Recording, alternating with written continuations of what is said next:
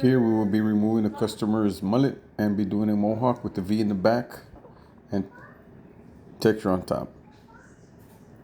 We went in with the nape guard there under the occipital bone.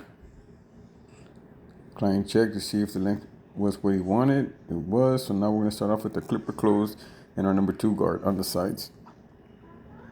Not going past the parietal ridge. We're working in unison with the comb and the clipper at the same time, so that way when the clipper goes up, the comb brings the hair down into its natural fall. It helps with the blending process and the overall haircut. With the 2 guard, we're establishing the overall general shape of the mohawk, which is why it is shaped out as an arc. Here we are now taking our clipper closed, our 0, and setting the base guideline for our haircut. Now with the trimmer, we are edging them up and cleaning up underneath of the 0. That way we don't leave a hard line of demarcation. It makes it easier when it comes time to fade.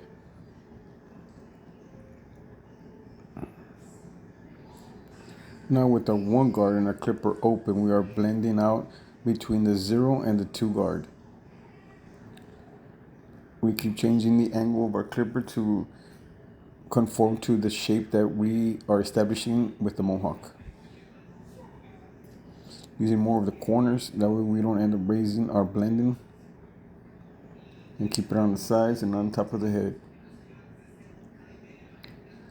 Doing some clipper over comb, so we're able to start seeing the overall look. We dig in with the comb and then pivot out towards you, so that way you make sure that you don't cut off more than you intended to. Since we are debulking, we are using our clipper in a horizontal fashion, holding it as a pencil. Here we are now using it in a vertical fashion, so that we're able to detail any dark spots, any areas where we want to be more surgical with our clipper.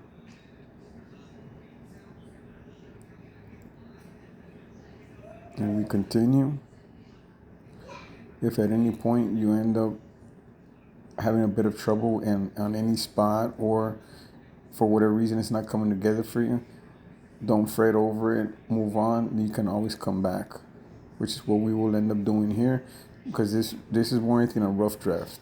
Then at the end we go back and we polish everything up. That's just the way that I work. I feel that it is more efficient. Debulking, it makes it easier for us to see what we're doing. Once again, with our clipper closed, we set in the base guideline right there. It's more of a burst fade. Yeah, we can keep a darker edge up, since the customer has a very light brown hair with some blonde highlights. We clean up underneath the 0. That way, once again, we don't leave any hard line of demarcations. Now with the 1 guard open, we start blending between the 0 and the 2 guard.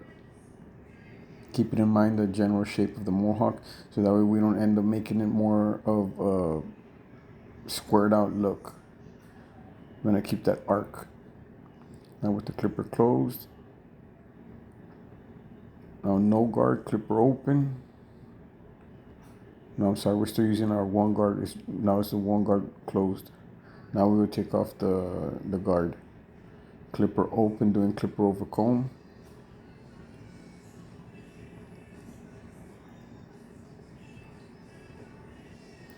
Now start connecting that 8 guard to the hair on top using clipper over comb.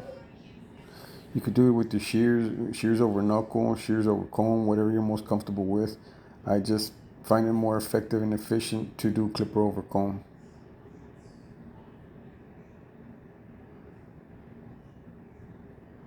But at the end of the day, it all ends up being personal preference. Here we're rounding it out, that he can take a look at it, see if he liked it. And he decided to take my suggestion of going with the V shape.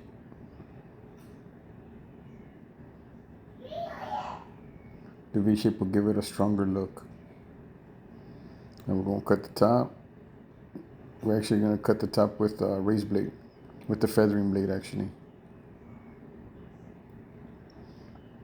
I just noticed that you can't really see the top part of the head when I'm actually using the feathering blade. I'll end up doing another video later where you can actually see how we go about it. It just ends up being right over the knuckle. Bring the blade up to the hair and then lightly pull on it. Make sure you have a new blade, and more than anything that the hair is really nice and wet. really damp, not dripping, but really damp, so that way we don't shatter the hair shaft when we're using our razor blade. We start off in the middle, establish our length, holding the hair in a 90-degree position in relation to where it grows on the scalp. Start off in the middle and work our way toward us. You always want to cut hair right in front of you. You don't want to overreach, because then you end up over directing the hair, and then you're going to end up with different lengths of hair. As you can see right there, I'm using the razor blade straight to the hair and then lightly pulling on it.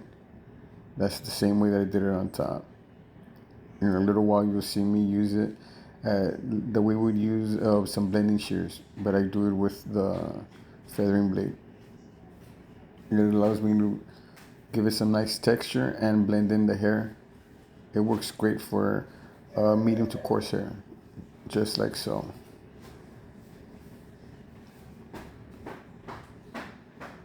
And it can be as aggressive as you want to be. Right there, we're going to release that weight.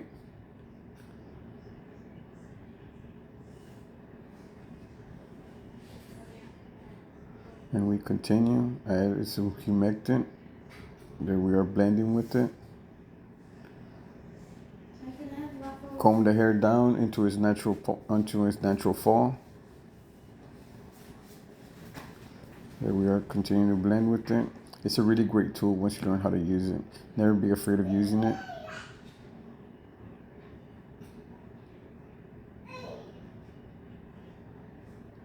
When I was in beauty school is where I learned how to use the feathering blade. It's a really good tool.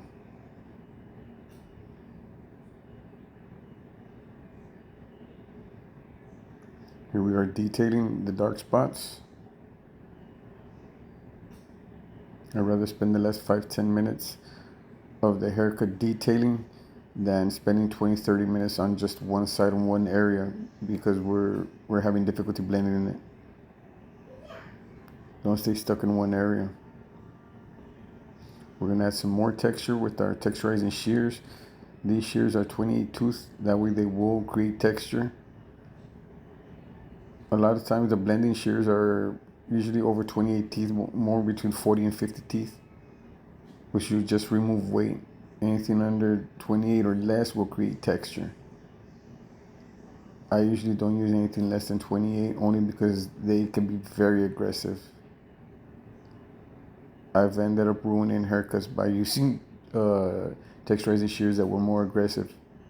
It depends on what brand you use. Some call them choppers or call them chunkers, but they create a heavy texture, which is a great tool and very effective. Just careful with it. And here we are. Hope it helped you. If you have any questions, comment below and I will answer it as soon as possible. Enjoy the rest of your day.